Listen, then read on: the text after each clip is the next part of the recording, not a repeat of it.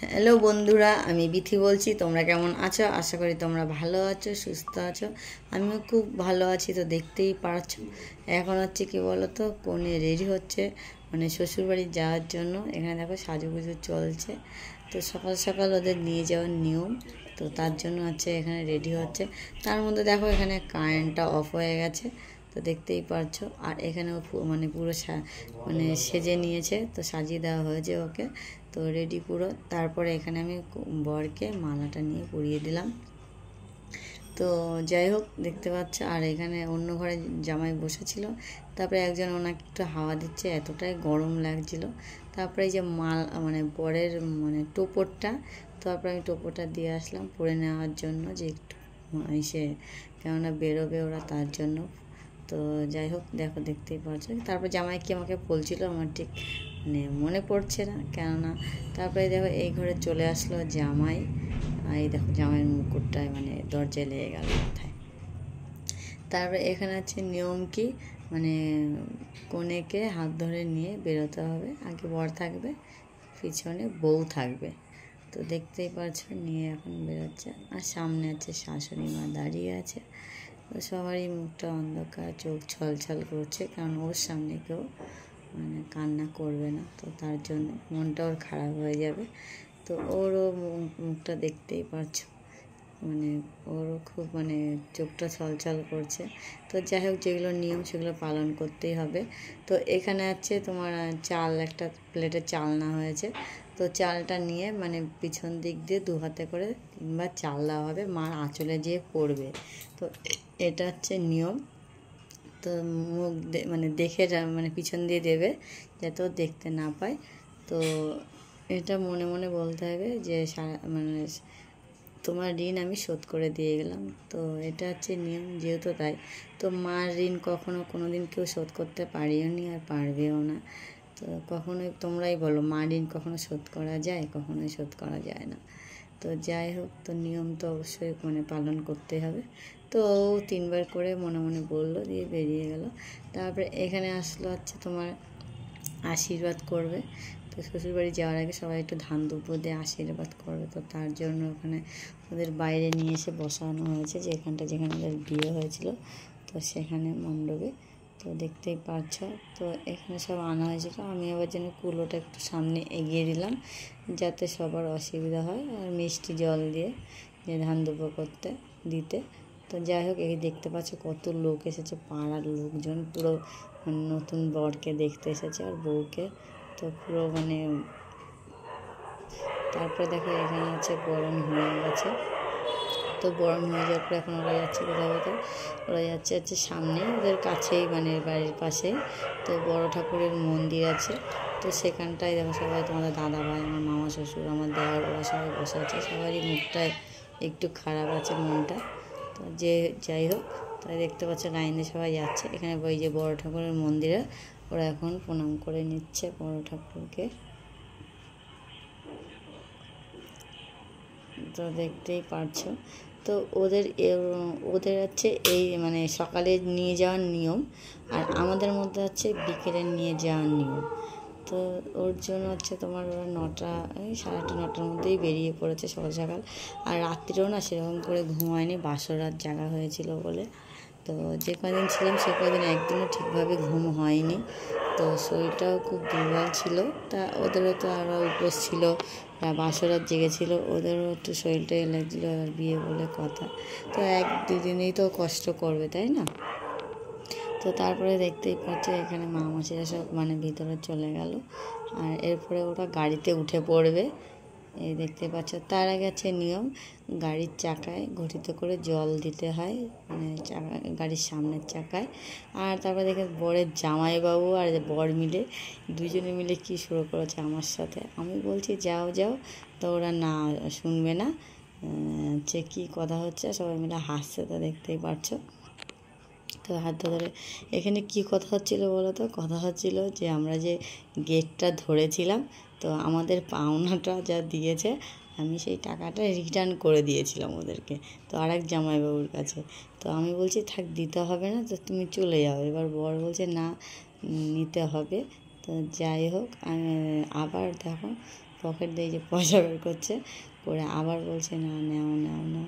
তো যাই হোক দেখো, আমাদের এসে ডিমান্ড করিনি, তো যাই হোক একটা তো মানুষের থাকে হচ্ছে যেইটুকুই দিকে এত লোক যখন এত গেট ধরেছে, সবাই তো মিলে একটা পিকনিক মতন করব, তো একটু সামান্য কিছু দিলে হবে, আমাদের পিকনিক করার মতন না দিলে যদি না পোষায় তাহলে নিয়ে বা কী করব। তো আমাকে বললো, যেহেতু আমার হাতে টাকাটা দিয়েছিল, তো সবাই বললো বৌদি তুমি টাকাটা দিয়ে দাও। এবার যার কাছে যে আমাকে দিয়েছে সে কখনো টাকাটা নেবে না জানি, তো আমি যাই হোক দিয়ে দিলাম। তো দেখলে ওরা বেরিয়ে গেল, শ্বশুরবাড়ির দিকে রওনা হয়ে গেল। তারপরে এখানে ওর তত্ত্ব এসেছিল শ্বশুর বাড়ি থেকে, তো দুপুরের তত্ত্ব আগের ভিডিও দেখেছি, দুপুরের তত্ত্ব গায়ে হলুদের সময় নিয়ে এসেছিলো, সেটা দেখিয়েছি। তারপরে এটা আছে রাত্রে বিয়েতে আসার সময় এই তত্ত্বগুলো তোমার নিয়ে এসেছিলো।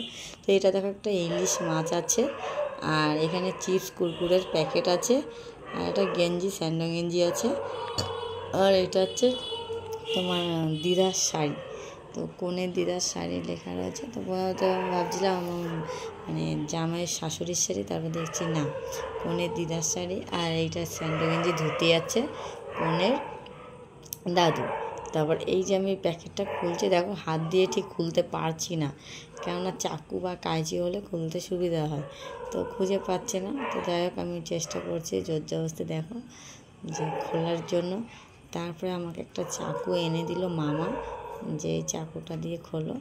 তো তারপরে হচ্ছে আমি দেখাচ্ছিলাম, কে বলছিল এটা শাশুড়ি মা, না এটা কনের দিদা লেখা রয়েছে। তো যাই হোক তারপরে দেখছে। তো আর এক মাসি ছিল, তাকেও বললাম তুমিও খোলো, এই যে মামা চাকুটা এনে দিল। তারপরে আমি চাকুটা দিয়ে খুলতে শুরু করলাম। তো শাড়িটা দেখো, এটা হচ্ছে আঁচল, তো আঁচলটা দেখে ঠিক ভালো লাগছিল না। তারপরে ভিতরটা খুলে দেখে শাড়িটা খুবই সুন্দর। তো এটা হচ্ছে আমার মামি শাশুড়ির জন্য, বরের পক্ষ থেকে পাঠিয়েছে। তো দেখতেই পারছো খুব সুন্দর শাড়িটা, ডিজাইনটা কালারটাও খুব সুন্দর, তো দেখতেই পারছো, আমার তো খুব ভালো লেগেছে। তারপরে আমার মাসি শাশুড়ি বললাম, মামি শাশুড়িরে বললাম যে মামি তুমি দেখো, এই যে তোমার জন্য এই শাড়িটা পাঠিয়েছে, খুবই সুন্দর। মামিরও দেখে খুব পছন্দ হয়েছে যে জামাইয়ের শাড়ি, ভালো মন্দ একটা মাত্রই জামাই। তো যাই হোক, তো শাড়িটা দেখতেই পাচ্ছ ভালোই হয়েছে। তারপরে এক এক করে যা যা ও গিফটে পেয়েছিল, তো সবই এক এক করে খোলা হলো ও চলে যাওয়ার পরে। তারপর দেখো কারেন্টটা অফ ছিল, তো তার জন্য আমি শাড়ি পরেছিলাম, ওরা চলে যাওয়ার পরে তো নাইটি পরলে কেমন লাগে, অনেক লোকজন ছিল। তো এখনও অনেক লোকজন আছে, তাও নিজেদের লোক বেশি, তো তার জন্য আমি নাইটি পরে নিয়েছি এখানে শাড়িটা খুলে, কেননা কারেন্টটা অফ, আর শাড়িতে খুবই গরম লাগে। তারপরে দেখো এটা হচ্ছে দিদিমার শাড়ি, তো আমি বলছি এটা হচ্ছে দিদিমার শাড়ি। এইখানটা দেখে আমরা কিন্তু ছাপার উপরে দিছে, আমরা বড় দেখতে সুন্দর।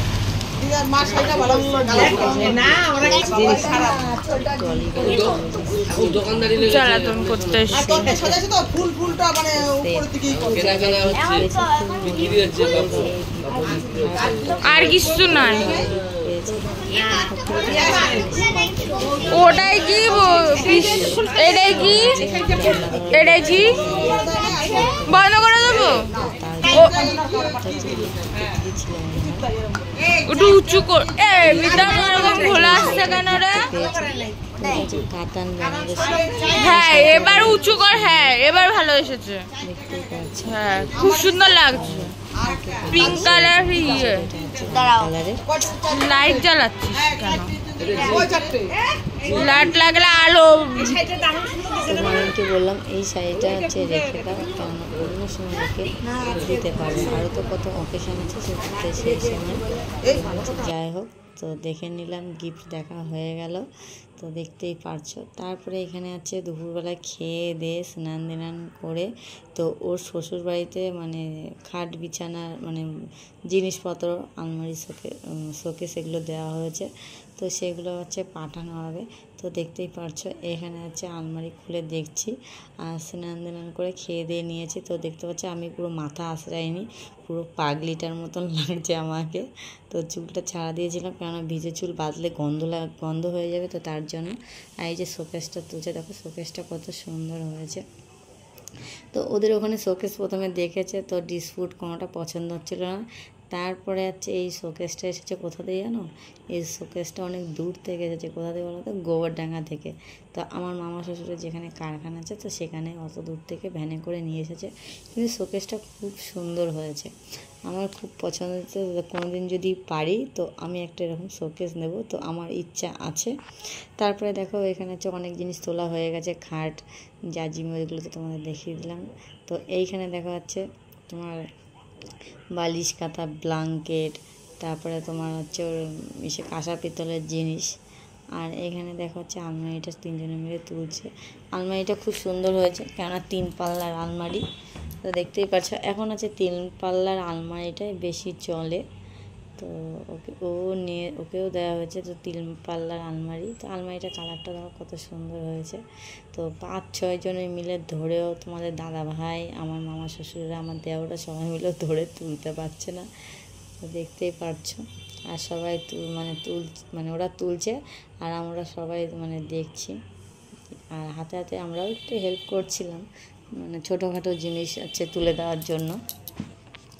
তো এই যে আমার ননদিনী, তো দেখো ওরা হাই করে দিলে একটু।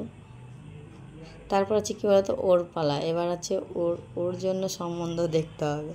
তো দেখতেই পারছো, দেখো আমার অবস্থা দেখো। এইদিকে আছে মাথায় ক্লিপ লাগিয়েছি উপরবেলা, কেননা চুল ছাড়তে নেই। তো তার জন্য হচ্ছে আর ওদের ওই সামনেটা অনেকটাই ফাঁকা, পুরো খুব সুন্দর জায়গা ওদের এরিয়াটা। তো তোমাদের সাথে আমি পুরো এরিয়াটা ভাবছিলাম শেয়ার করবো, তো ভিডিও মানে বিয়ে বাড়ির তাড়নায় তোমাদের সাথে আমি শেয়ার করতে পারলাম না।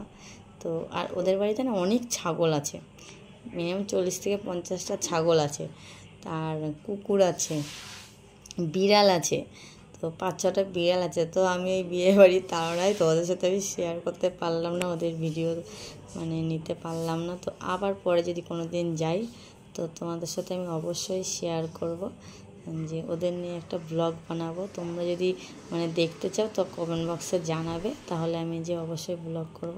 আর ছাগলের বাচ্চাগুলো খুব কিউট, দেখতে সুন্দর বেশ। তো ভেবেছিলাম, তো বিয়েবাড়ির তো ওদের বড় একটা ঘর আছে, তো ওদের বের করেনি সেরকমভাবে, তো তার জন্য আর অতটা মাথায় আসেনি ভিডিও করার। তো কুকুরও আছে 5-6টা। তারপরে এই ট্রলি ব্যাগটা দেখছি, এই ট্রলি ব্যাগটার মধ্যে মানে থালা গ্লাসগুলো আমি সব ভরে দিয়েছি। সেটা তোমার সাথে শেয়ার করা হয়নি, যে এর মধ্যে ভরে দিলে কি হবে, নড়বে না। তো তার জন্য আর কলসি ঘটিগুলো উপরে রাখতে বলেছি, যে ব্ল্যাঙ্কেট এগুলো সব হচ্ছে দিয়ে দিলাম তো দেখতেই পারছো। আর ট্রলি ব্যাগটাও খুব সুন্দর হয়েছে, কালারটা আর এটাও ডিজাইনটাও। তো দেখতেই পাচ্ছ, এই যে ঘটি কলসি মানে আমরা সবাই মিলে এখন নিয়ে দিচ্ছি। তো তারপর আছে মামা যেন কী বলছিল আমাকে কি দেওয়ার জন্য। আজকের ভিডিওটা এই পর্যন্ত। যদি ভালো লাগে লাইক, কমেন্ট, শেয়ার, সাবস্ক্রাইব করে দেবে।